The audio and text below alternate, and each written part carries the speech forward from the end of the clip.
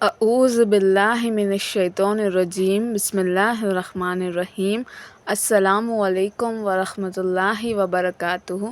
Welcome to my channel Hiba Fatima official میں آپ سب کا استقبال ہے۔ رمضان کی سب سے بڑی تیاری کیا ہے؟ اپنے دلوں کو صاف کر لو پہلے سے، کہ جس دل میں نفرت ہو، بغض ہو، کسی کے لیے غصہ ہو، کسی کے لیے کیا کیا جذبے ہو، دل صاف کرنا ہمارے گھروں میں روزانہ جھاڑو ہوتی ہے، کیونکہ دنیا کی اصل گندگی ہے تو جھاڑو ہاتھ سے نہیں چھوٹ سکتی۔ حرم شریف میں دیکھا ہے کیسے چاروں طرف خدام پھر رہے ہوتے ہیں برش لے کر، تو دل پہ غبار ایسے آتا ہے جیسے صحن میں غبار آتا ہے، دل پہ گندگی ایسے آتی ہے جیسے صحن میں آتی ہے۔ تو ہم نے نظام بنایا ہوا ہے، تمہارا دل ایک انجان ہے، ایک صحن ہے، اس میں بغض، نفرت، حسد، پتہ نہیں کیا کیا گندگیاں آئے گی اور آتی رہے گی۔ یا اللہ، معاملہ تجھ سے کرنا ہے، لوگوں سے نہیں۔ کسی نے برا کہا، کسی نے غیبت کی، کسی نے گالی دی، کسی نے دھکا دیا، کسی نے حق مارا، کسی نے کچھ کیا، یا اللہ تیرے سپرد میں نے اپنے دل کو سب سے صاف کیا۔ یہ اتنی بڑی عبادت ہے کہ بڑے بڑے نفلوں والے، تہجد والے، حج عمرے روزے والے تمہیں نہیں پڑھ سکیں گے، کیونکہ اس کا کرنے والا دنیا میں کوئی نہیں۔ نفل پڑھنے والے تو بے شمار ہیں، عمرے کرنے والے بے شمار ہیں، علماء بے شمار ہیں، حاجی بے شمار ہے، سخاوت کرنے والے بے شمار ہے، لیکن اس ٹکڑے کو صاف کرنے والا لاکھوں میں ایک بھی نہیں۔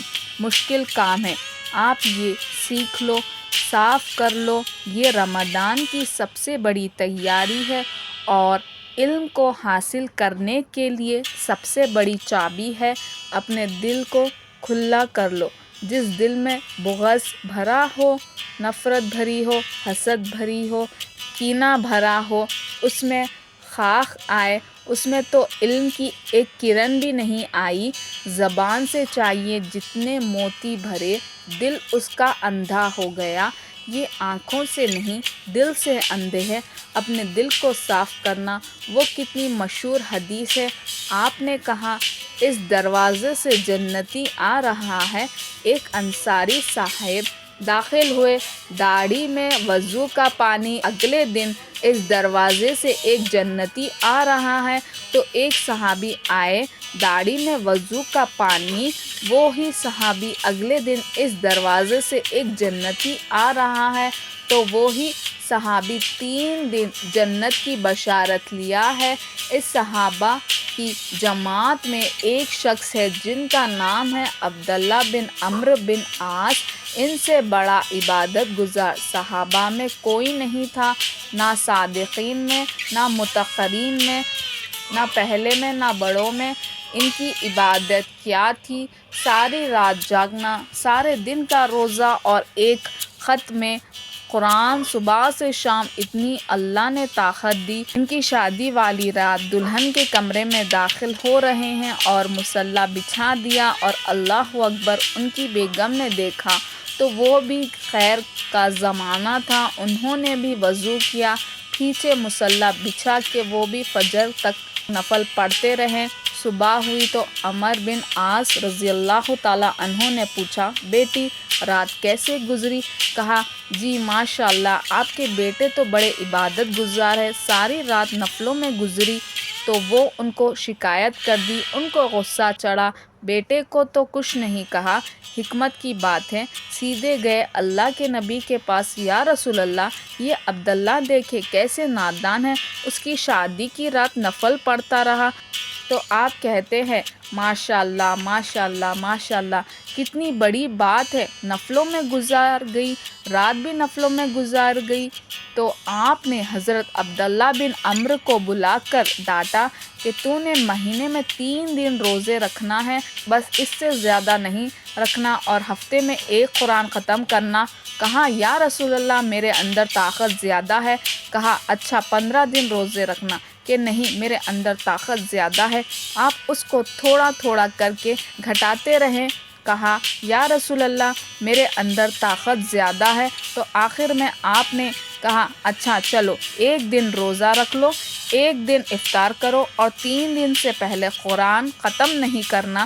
تو آپ نے اس کو پیچھے کیا، بیٹھے تھے اس محفل میں، ان کے دل میں آیا کیا یہ بزرگ مجھ سے زیادہ عبادت کرتے ہیں، رات میں ساری جاگتا ہوں، دن روزہ رکھتا ہوں، ایک ختم کرتا ہوں تو جنت کی بشارت تو مجھے ملنی چاہیے، ان کو کیسے مل رہی ہے؟ یہ کسی کتاب میں نہیں لکھا کہ یہ ان کا جذبہ تھا، لیکن جو کہ میں ان کی سیرت کو جانتا ہوں تو خیال آتا ہے کہ ان کی نفسیات میں یہ بات آئی ہوگی، کیونکہ صرف وہ نہیں جو خیال آئے، میں جا کے دیکھتا ہوں کہ بزرگ کیا کرتے ہیں۔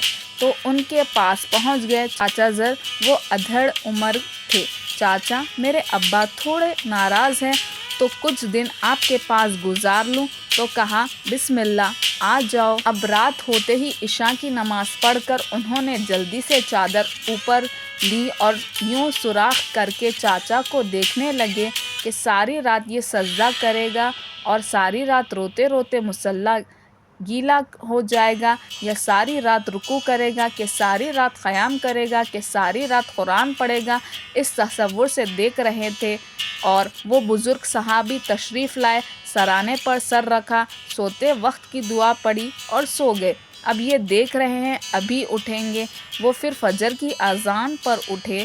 اب یہ تو حیران پریشان ہو گئے، یہ کیا ہو گیا؟ اس زمانے میں تو منافق تہجد نہیں چھوڑتے، ڈر کے مارے کہ پتہ نہیں چل جائے ہمارے کفر کا۔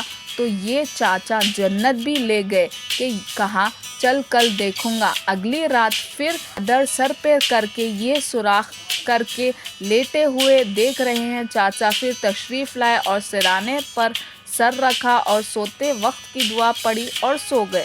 فجر کی اذان پہ اٹھے کہ یہ اور پریشان ہو گئے کہ میرا نبی کا فرمان تو سچا ہے، اس میں تو شک بھی کفر ہے، لیکن عمل کیا ہے؟ اس پر اس کو جنت کی بشارت میں 2 رکعت نفل بھی نہیں، اور آج کے دور میں تو مسجد سے ماشاءاللہ اکثر بچے تہجد پڑھتے ہیں کہ کہا ایک اور رات دیکھوں گا۔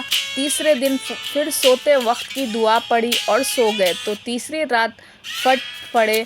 عبداللہ بن عمرو کہنے لگے چاچا میری ابا سے کوئی لڑائی نہیں تھی، 3 دن میں نے تیرے بارے میں سنتا رہا، جنتی جنتی جنتی۔ میں دیکھنے آیا تھا کہ آپ کیا کرتے ہیں، آپ تو کچھ بھی نہیں کرتے ہو، ساری رات سوتے رہتے ہو، آپ کیا کرتے ہو؟ میں نے کہا بیٹا یہی ہے جو تم نے دیکھا ہے، اب ان کو سمجھ میں نہیں آ رہا ہے، یہ جوڑ کیسے بٹھاؤں، ادھر جنت کی بشارت، ادھر ساری رات خراٹے، اب یہ اس میں جوڑ کیسے؟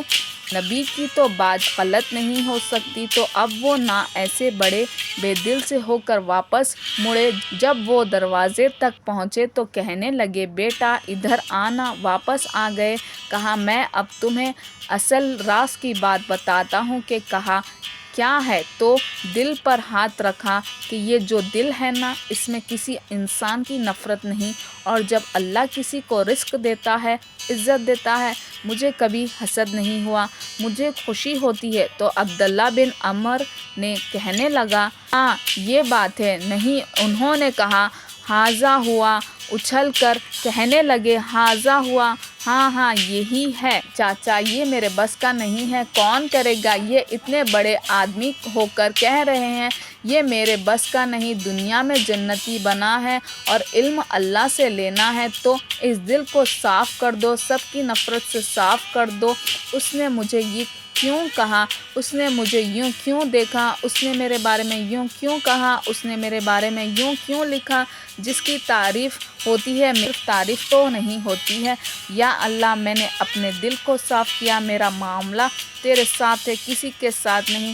رمضان کی سب سے بڑی تیاری علم کے حاصل کرنے کا سب سے بڑا ہتھیار کہ یہ نہیں کہ تمہیں کتابیں یاد ہو جائے، تمہیں اشعار یاد ہو جائے۔ تو ساری امت سے کہتی ہوں رمضان کا استقبال کرو، دلوں کو صاف کر کے، نفرتوں کو مٹا کے، مذہبی نفرت، دنیاوی نفرت، رشتوں کی نفرت، بول چال کی نفرت، سیاست کی نفرت، لین دین کی نفرت، ان سب سے اپنے دل کو صاف کرو، تاکہ رمضان میں اللہ نے علم اتارا، اللہ آپ کو علم عطا فرمائے، اور باقی لوگ عام دنیا میں گزار رہے ہیں ان کے دلوں میں اللہ رمضان کا نور اتارے اور اپنے ہدایت کا نور اتارے۔